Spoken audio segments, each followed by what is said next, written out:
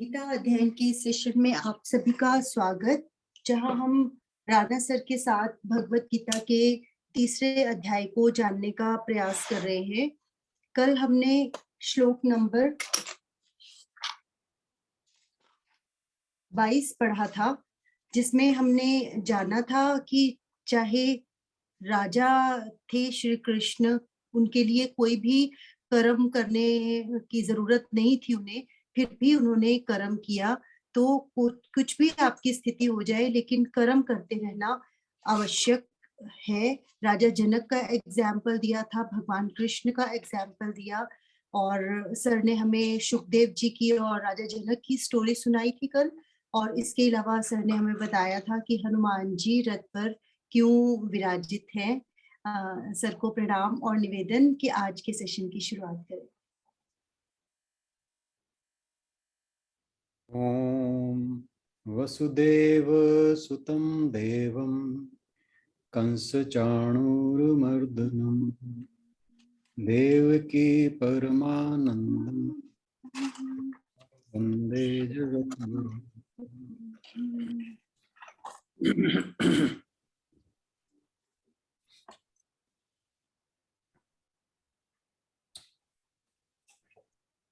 कल हमने excuse me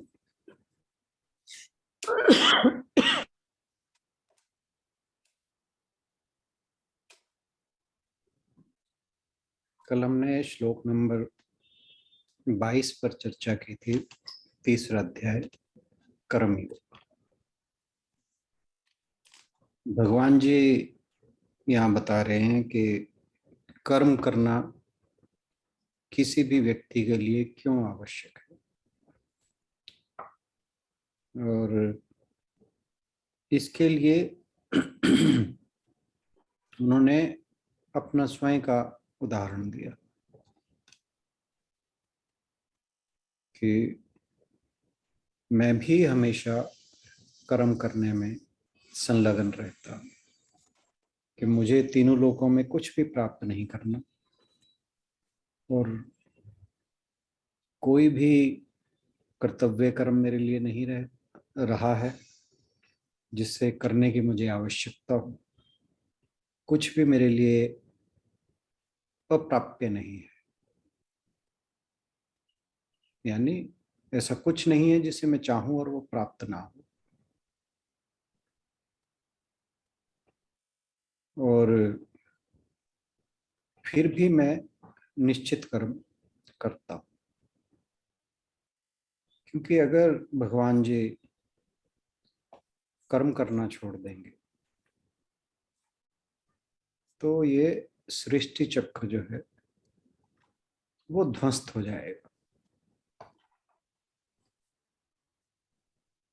और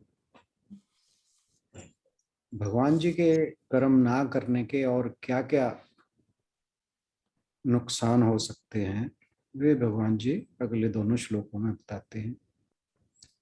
आशु बहन से अनुरोध के 23वां श्लोक पढ़ दें पहले। जी सर।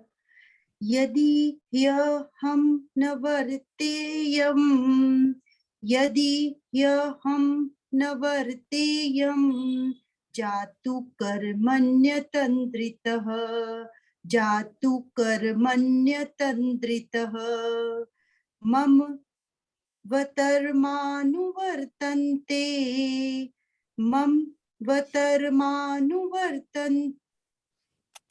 ये वर्त समय ठीक पड़ा? पहले र की आवाज वर्ता पहले होगा। आएगी ना, पहले आएगा। वर्तमान मम वर्तमानुवर्तन्ते मनुष्याः पार्थ सर्वशः, मनुष्याः पार्थ सर्वशः। क्योंकि यदि मैं नियत कर्मों को सावधानी पूर्वक ना करूं, तो हे पार्थ, यह निश्चित है कि सारे मनुष्य मेरे पथ का ही अनुगमन करेंगे।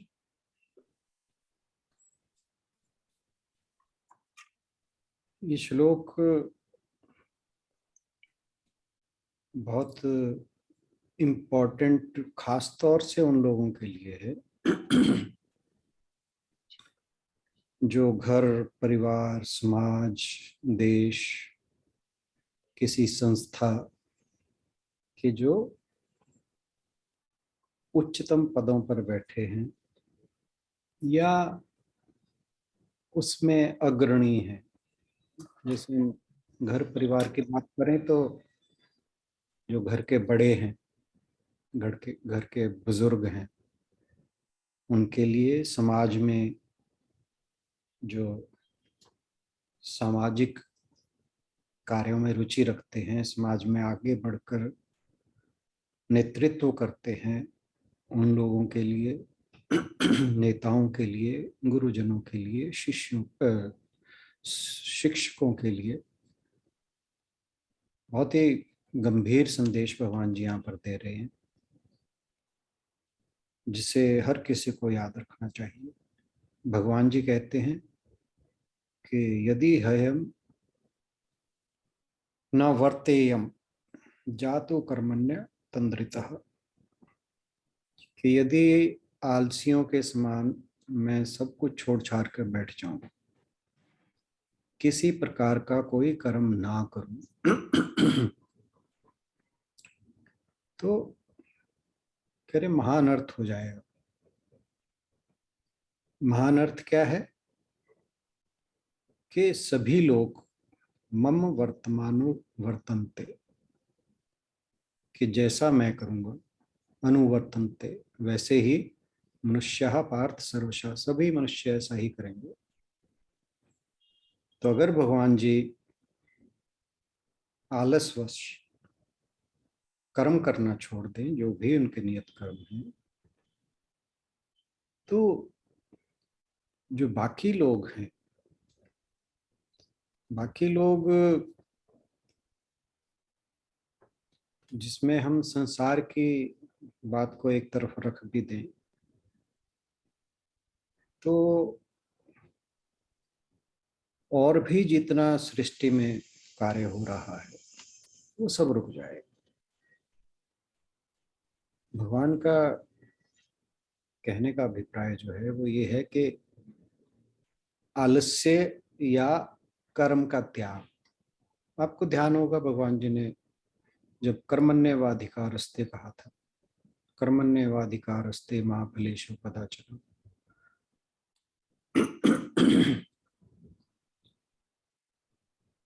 तो उसमें साथ में ये भी कहा था कि अकर्मणि नहीं होना है, माते संगोस्तु कर्मणि, कि अकर्मण्यता का भी संग नहीं करना है। क्योंकि अगर मनुष्य अकर्मण्य हो जाएगा तो फिर ये सारा संसार जो है वो विनाश की ओर चला जाएगा, हर चीज अपनी जगह काम करना बंद कर देगी। क्योंकि गुण और दोष, शुभ अशुभ, सुख दुख, ये सारे जो द्वंद्व हैं, ये अपोजिट जो थॉट्स कह ले, ये हमारे भीतर हर एक के अंदर रहते हैं। तो जब अच्छे गुण जो हैं उनका बीज अंकुरित होता है, मन में सद्गुण जो हैं वो प्रकट होते हैं, तो फिर मनुष्य जो है सब प्रकार के आनंद को भोगता हुआ भगवान की शरण को प्राप्त होता है। और उसके उलट जब अशुभ का बीज अंकुरित होता है या प्रस्फुटित होता है, तो जो मनुष्य है वो या तो अकर्मण्य हो जाता है या बुरे कर्म करता है, तो दुखों को भोगता हुआ नरकों को प्राप्त करता है। तो जो शुभ गुण है वो उत्तम है और उसके जब शुभ गुण का उदय होता है तो उससे अनेक तरह की सिद्धियां प्राप्त होती हैं, चाहे वे सांसारिक हो चाहे आध्यात्मिक हो। और जो अशुभ गुण है, जिसमें आलस्य, निद्रा, बाकी तो बहुत से हैं ही हैं, क्योंकि संदर्भ यहाँ पर अकर्मण्यता का हो रहा है, तो इसलिए इन दो की बात करना ज्यादा जरूरी है। तो इनसे मनुष्य पुरुषार्थ नहीं करेगा, कर्महीन हो जाएगा। पुरुषार्थ नहीं करेगा, कर्महीन हो जाएगा, तो दरिद्रता घेरेगी।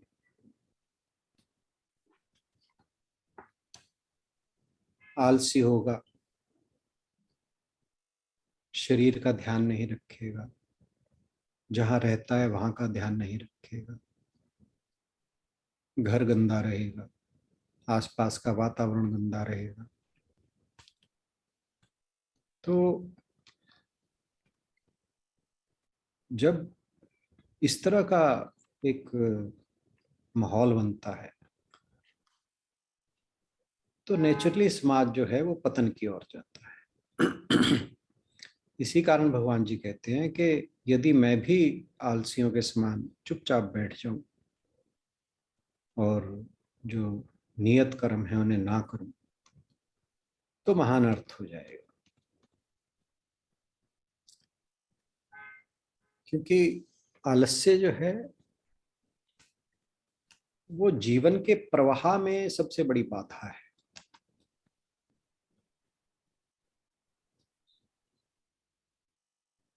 आलस्य से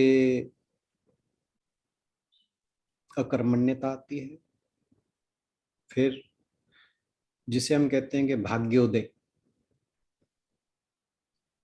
किसी का भाग्योदय नहीं होता है, क्योंकि जब कर्म ही नहीं कोई करेगा तो भाग्योदय कहां से हो। दरिद्रता आती है,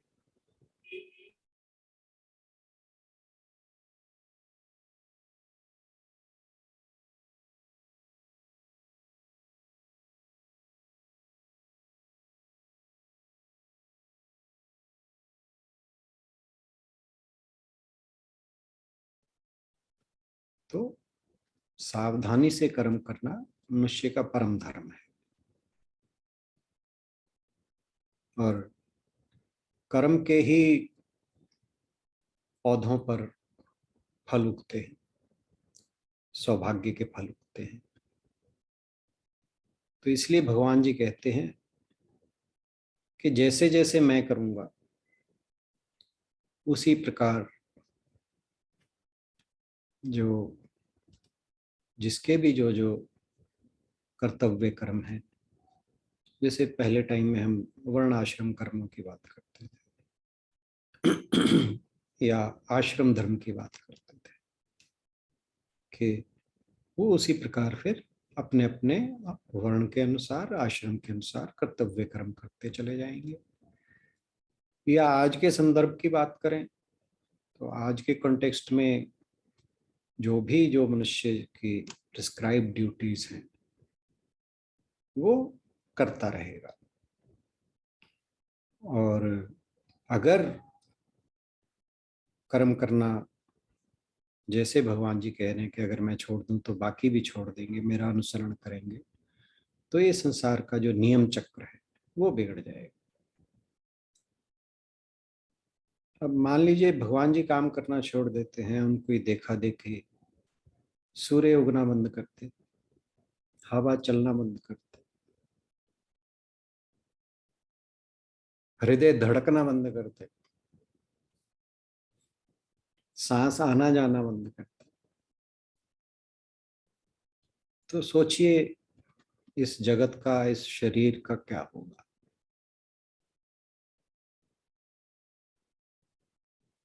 और भगवान तो श्री कृष्ण जो थे अवतार थे, उनके लिए कोई भी कर्तव्य कर्म शेष नहीं था।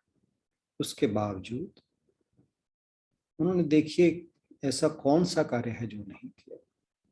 हम कल भी बात कर रहे थे, उनका बचपन से लेकर अंत समय तक वो हमेशा कर्तव्य कर्मों में संलग्न रहे।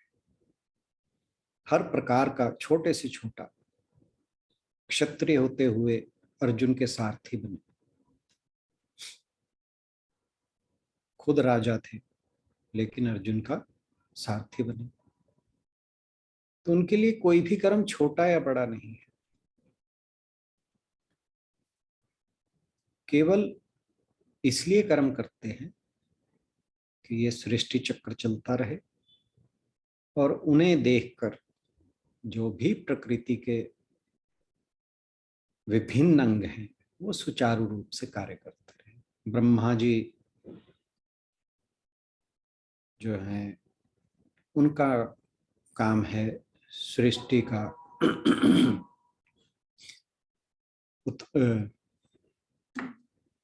सृष्टि का उत्पादन करना। विष्णु जी का काम है उसका संरक्षण करना और भगवान शंकर का काम है उसका संहार करना समय आने पर। अलग अलग देवता इंद्र आदि समय पर वर्षा करते हैं। वायु हमें प्राणवायु उसी से मिलती है। तो कहने का भाव ये है कि सृष्टि में, इस जगत में, सभी लोकों में जो कुछ भी हो रहा है, अगर ईश्वर ही काम करना बंद कर दे तो ये सृष्टि चक्र अपने आप ही ध्वस्त हो जाएगा। और छोड़िए, जैसे हम कहेंगे जो फोर्स ऑफ ग्रेविटेशन है, खाली यही खत्म हो जाए जिसने पूरे ब्रह्मांड को स्थिर कर रखा है तो पूरा यूनिवर्स कोलैप्स हो जाए। तो एग्जाम्पल्स बहुत हैं और हम समझ सकते हैं कि अगर भगवान जी कर्म करना बंद कर देते हैं तो उसके देखा देखी उसका पूरे संसार पर, पूरे ब्रह्मांड पर क्या असर होगा। अगर हम अपने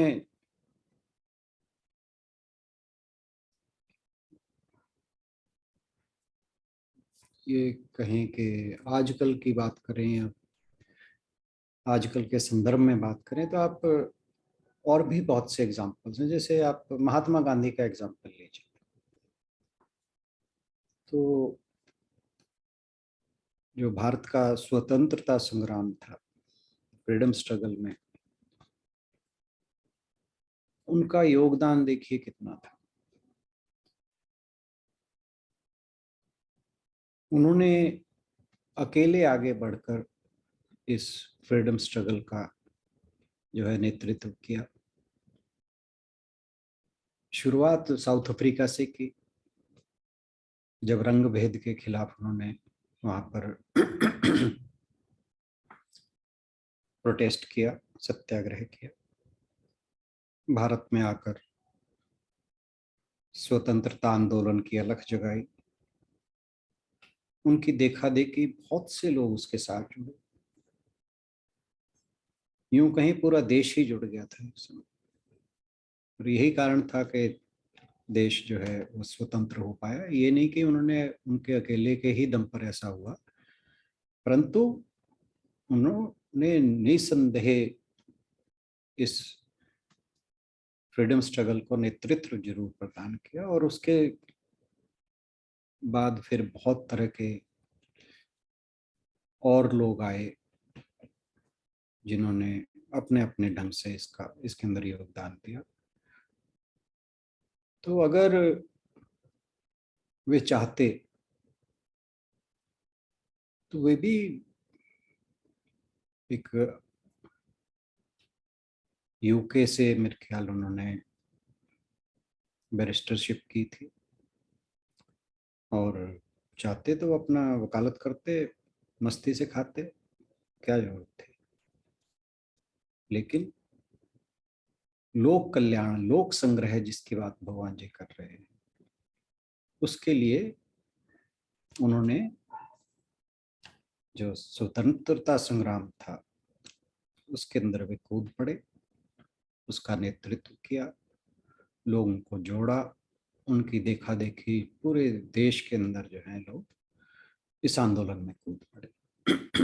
जगह जगह प्रोटेस्ट हुए और अंततः जो भारत था वो आजाद हुआ। तो भगवान जी अर्जुन से कह रहे हैं कि वह हमेशा कर्म करे और कम से कम इस बात का ध्यान रखे कि क्योंकि वो सर्वश्रेष्ठ योद्धा है और उसकी तरफ लोगों की नजरें रहती हैं, तो वो जो करेगा लोग उसका अनुसरण करेंगे। तो इसलिए कहा कि तुम अपने कर्तव्य कर्म करते रहो, क्योंकि मैं भी ऐसे ही करता हूँ। अभी हमारे पास समय है तो नेक्स्ट श्लोक ले लें। आप जरा नेक्स्ट श्लोक पढ़ते हैं। श्लोक 24। जी। उत्सीदेयुरिमे लोका, उत्सीदेयुः, इमे भी बोल सकते हैं इसे, उत्सीदेयुः इमे लोकाः न कुर्याम कर्म चेदहम, न कुर्याम कर्म चेदहम। चेत और अहम से बना चेदहम। शंकरस्य च कर्तास्य, शंकरस्य च कर्तास्य मुपहन्यामि महाप्रजः, मुपहन्यामि महाप्रजः। शंकरस्य च कर्तास्य मुपहन्यामि महाप्रजः। ये श्यामुपहन्यामि महा, जब इसे अलग से बोलेंगे तो श्याम भी बोल सकते हैं। कर्ता श्याम उपहन्याम इमहा प्रजः।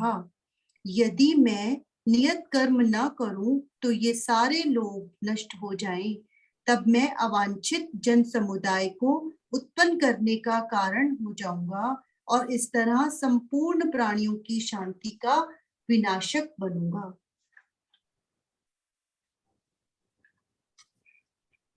तो जो पिछले श्लोक में भगवान जी ने तर्क दिया था अपने कर्म करने का, उसी को और विस्तार दे रहे हैं हम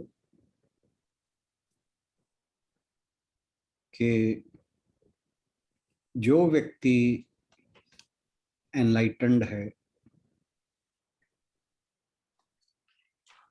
उसका दुनिया के प्रति कोई कर्तव्य कर्म नहीं है, लेकिन फिर भी वह समाज के कल्याण के लिए काम करना जारी रखता है। यहाँ वे कहते हैं कि अगर उन्होंने कर्म करना बंद कर दिया तो जो भी उनको देखते हैं तो वे सब लोग बर्बाद हो जाएंगे, नष्ट हो जाएंगे। यहाँ पर उन्होंने वर्ड जो यूज किया है संकरस्य, ये वर्ण संकर की बात हो रही। आपको ध्यान होगा जो पहला अध्याय था उसमें अर्जुन ने कहा था कि अगर हमने ये युद्ध किया तो कुल का नाश हो जाएगा, स्त्रियां विधवा हो जाएंगी, वे पद से भ्रष्ट हो जाएंगे, वर्ण संकर संतानें पैदा होंगे। तो भगवान जी यहाँ पर अर्जुन को कह रहे हैं कि युद्ध में अगर तू भाग लेगा तब वर्ण संकर नहीं पैदा होंगे,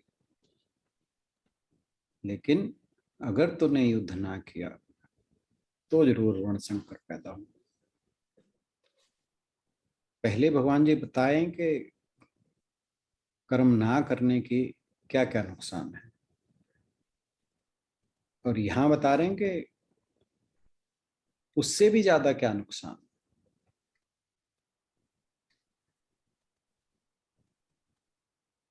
कि मैं सब लोगों को सभी लोगों का अधिष्ठाता हूं और ये जितने भी लोग मेरे द्वारा रचे गए हैं, अगर मैं कर्म रहित हो गया तो ये सब नाश को प्राप्त हो जाएंगे। यानी तो लोक संग्रह कैसे हो, सृष्टि चक्र कैसे चलेगा। मैं चाहूं तो कुछ भी ना करूं, केवल अपने सोचने मात्र से जो चाहूं वो कर सकता हूं, पा सकता हूं। मुझे कुछ करने की आवश्यकता नहीं है। लेकिन फिर भी लोक संग्रह के लिए, लोक कल्याण के लिए मैं सभी कर्मों को करता हूं।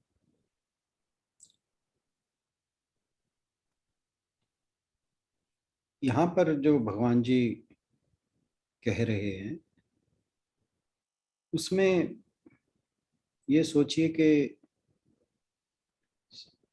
जो प्रकृति के अंग हैं वो कभी भी कर्म से ये छुट्टी नहीं लेते।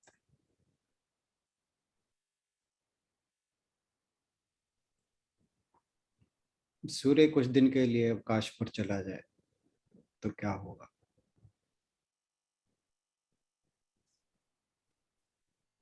तो इस तरह से और चीजें भी हैं, प्रकृति के डिफरेंट जो पार्ट्स हैं उनमें से कोई भी ऋतु में बदलना कुछ समय के लिए छोड़ दें तो सृष्टि चक्र जो है वो विध्वंस हो जाएगा।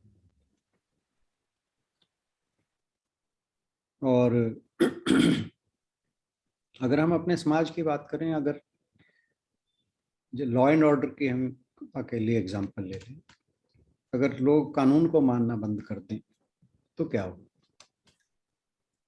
तो नियम जो है, एक नियम पे जब समाज, देश, मनुष्य, परिवार, प्रकृति जब नियमानुसार चलते हैं तो सब कुछ जो जगत की व्यवस्था है वो पूरे ढंग से चलती है।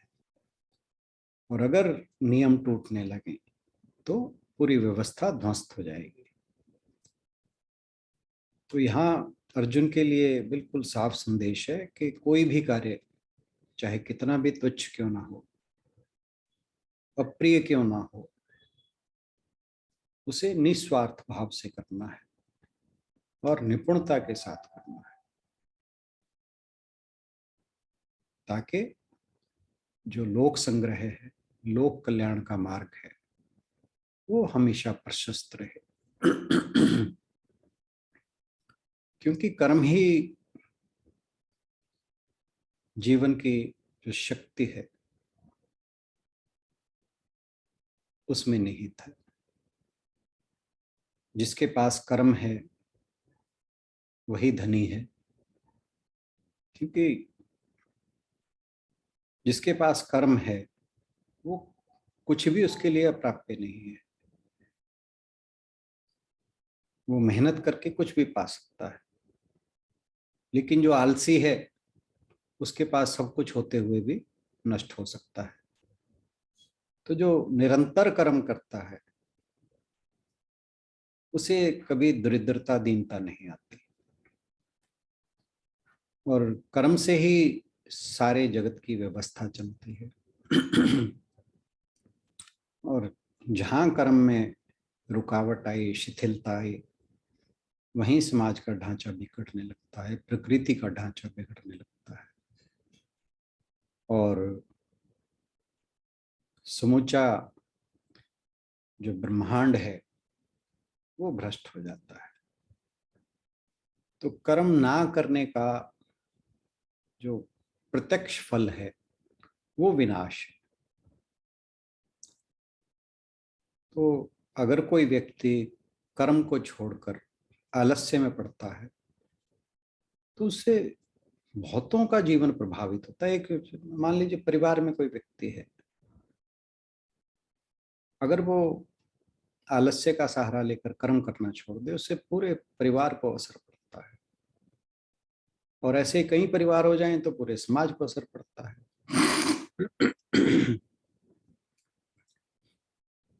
तो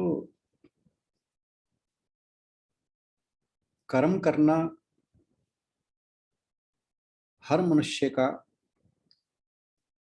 कर्तव्य है, चाहे फिर वो कोई नौकरी पेशा हो, व्यापारी हो, किसान हो, मजदूर हो, गृहिणी हो, छात्र हो, कोई भी हो। निरंतर कर्म करने से ही सृष्टि चक्र जो है वो प्रगति की ओर चलता है। और जब पूरा समाज कर्ममय हो जाता है तो फिर उस समाज के दुर्भाग्य का भी अंत हो जाता है। और जो समाज कर्म विहीन हो जाता है उसके नष्ट होने में देर नहीं लगती। तो इसलिए भगवान जी कहते हैं कि तू कर्म नहीं छोड़ना। कर्म छोड़ने पर जो है वो वर्ण संकर पैदा होंगे।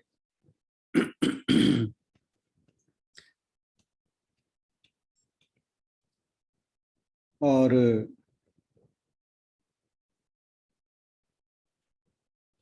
वर्ण संकरों का कह रहे कर्ता भी मैं हो जाऊंगा, क्योंकि जब मैं कर्म नहीं करूंगा तो उसके कारण वर्ण संकर पैदा होंगे। तो मेरे अकर्मण्य होने से समाज के अंदर वर्ण संकर बढ़ते जाएंगे, जिससे पृथ्वी पर क्लेश बढ़ेगा और जो जनता है वो त्रस्त हो जाएगी और उस सब का कारण मैं बनूंगा। और यदि मैं सर्वश्रेष्ठ कहलाने के बावजूद जितने भी नित्य कर्म आदि हैं उन सबको छोड़ दूं तो सब मुझे देखकर कर्म करना छोड़ देंगे। जो संसार केवल कर्म पर चल रहा है वो नष्ट हो जाएगा। और तू देख के इस जगत का धारण करने वाला जो मैं हूं, इस जगत का उद्धार करने वाला मैं कहलाता हूं। तो अगर मैं कर्म करना छोड़ दूंगा तो इस जगत को आपत्ति में डालने वाला भी मैं ही कहलाऊंगा। तो संसार में जितने भी दोष हैं उन सब का कारण जो है वो कर्महीनता है। और जो कर्महीन है वो कर्तव्य कर्म नहीं करता और इसी अधर्म के कारण वर्ण संकरता उत्पन्न होती है। और जो लोग पवित्र चरित्र के होते हैं वे नहीं रहते, उच्च भावों वाले लोग नहीं रहते। तो जीवन में कर्म किसी न किसी रूप में चलता ही रहता है और ज्ञानी और अज्ञानी दोनों किसी न किसी प्रकार के कर्म करते रहते हैं। लेकिन उनके जो व्यवहार है उसमें फर्क क्या रहता है वो भगवान जी अगले श्लोक में बताते हैं। आज के लिए इतना ही। धन्यवाद।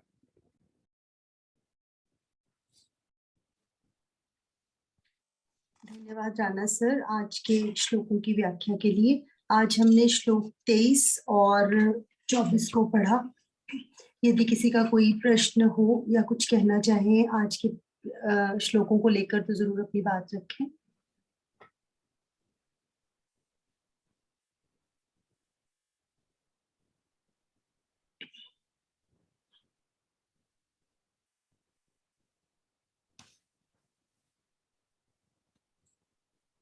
चलिए फिर समापन की ओर चलेंगे। ओम पूर्णमदः पूर्णमिदं पूर्णात् पूर्णमुदच्यते पूर्णस्य पूर्णमादाय पूर्णमेवावशिष्यते। ओम शांति शांति शांति। हरि ओम। सभी को बहुत बहुत प्रणाम, बहुत बहुत धन्यवाद। सभी की ओर से राणा सर का बहुत बहुत धन्यवाद, और आप सभी का भी नियम से आने के लिए सेशन में बहुत बहुत धन्यवाद। कल मिलते हैं अगले सेशन में। सर कल ले पाएंगे? उम्मीद तो है।